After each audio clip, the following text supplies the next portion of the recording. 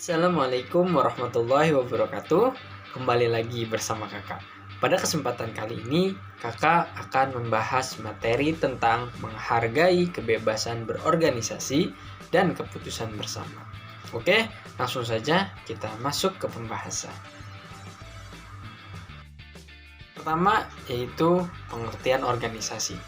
Organisasi adalah terdiri atas orang-orang dengan peran yang diberikan secara formal yang bekerja sama untuk mencapai sasaran organisasi.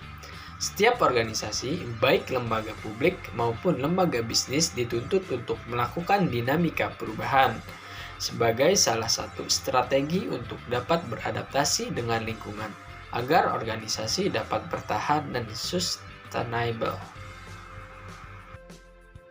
Yaitu contoh organisasi di lingkungan sekolah dan masyarakat. Yang pertama yaitu di lingkungan sekolah. Yang pertama yaitu organisasi intrasekolah. OSIS merupakan suatu organisasi pada tingkat sekolah di Indonesia yang dikelola oleh siswa-siswa terpilih di bawah pembinaan kesiswaan oleh bagian kesiswaan. Yang kedua yaitu koperasi sekolah. Pelaksanaan koperasi sekolah merupakan salah satu organisasi yang didirikan di lingkungan sekolah yang berfungsi sebagai wahana pembelajaran praktik bagi siswa untuk belajar dan membentuk keterampilan berwirausaha secara optimal. Yang ketiga yaitu Paskibra, merupakan organisasi yang dapat membentuk karakter yang tegas dan mampu mengembangkan tugas dan bertanggung jawab dengan amanah. Selanjutnya yang kedua yaitu di lingkungan masyarakat. Yang pertama itu ada Karang Taruna.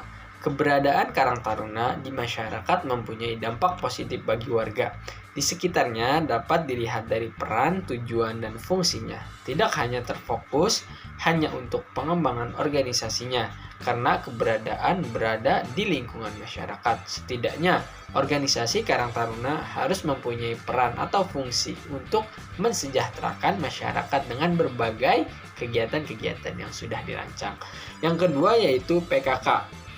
Pada peran organisasi PKK di tingkat RT atau RW sebagai lembaga kemasyarakatan dan mitra pemerintah daerah memiliki peranan yang sangat besar dalam memelihara dan melestarikan nilai-nilai kehidupan kemasyarakatan yang berdasarkan swadaya, kegotong royong, dan kekeluargaan dalam rangka meningkatkan ketentraman dan ketertiban dalam kehidupan bermasyarakat serta meningkatkan ekonomi masyarakat. Yang ketiga yaitu program Bina Keluarga Balita. Program Keluarga Berencana Nasional merupakan program yang strategis sebagai upaya membina tumbuh kembang anak balita secara optimal dan sebagai bagian dari upaya untuk mempersiapkan keluarga yang berkualitas yang merupakan visi program KB Nasional Era Baru. Selanjutnya yaitu bentuk keputusan bersama. 1. Musyawarah untuk mufakat. Musyawarah untuk mufakat merupakan bentuk pengambilan keputusan bersama yang lebih mengedepankan kebersamaan yang dilakukan dengan cara menyampaikan semua pendapat yang berbeda-beda untuk didengar dan ditampung, kemudian pendapat yang paling baik yang telah dipertimbangkan bersama akan disepakati. Itulah yang kemudian disebut mufakat atau kesepakatan bersama. Yang kedua yaitu pemungutan suara. Pemungutan suara atau voting merupakan cara kedua jika cara musyawarah untuk mufakat tidak berhasil dilakukan. Hal itu terjadi jika ada perbedaan pendapat yang tidak bisa diselesaikan. Jika hal tersebut terjadi, maka diambillah cara pemungutan suara atau voting. Yang ketiga yaitu aklamasi. Aklamasi merupakan pernyataan setuju secara lisan dari seluruh anggota kelompok yang dilakukan untuk mendapatkan keputusan bersama. Aklamasi terjadi karena adanya pendapat yang dikehendaki dan harus dilaksanakan oleh seluruh anggota kelompok.